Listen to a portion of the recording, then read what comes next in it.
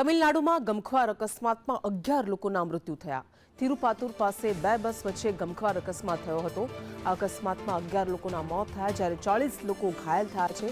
ઇજાગ્રસ્તોને તાત્કાલિક નજીકની હોસ્પિટલ ખસેડવામાં આવ્યા હતા।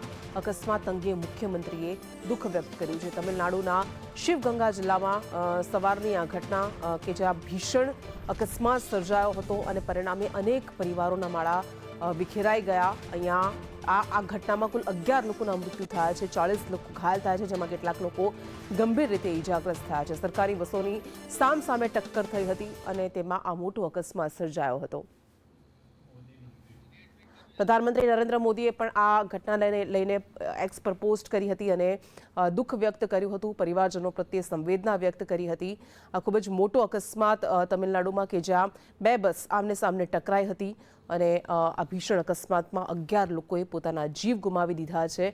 શરૂઆતમાં 7 મોતની પુષ્ટિ થઈ હતી, પરંતુ ત્યારબાદ બચાવ કાર્ય પૂરું થયું અને આ મૃતકાંક વધી ગયો। મૃતકાંક વધીને 11 પર પહોંચી ગયો હતો।